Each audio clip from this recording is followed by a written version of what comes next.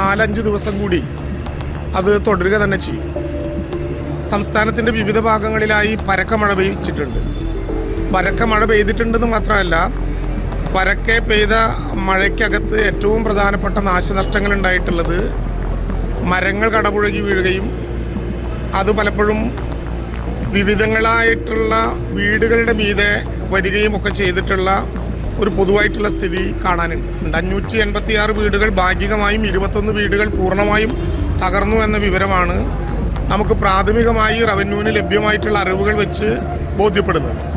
എന്നാൽ ഇന്നലെ രാത്രിയുടെ കണക്കുകൂടി വരുമ്പോൾ അത് കുറെ കൂടി വർദ്ധിക്കും എന്ന വിധത്തിലും കരുതുന്നുണ്ട്.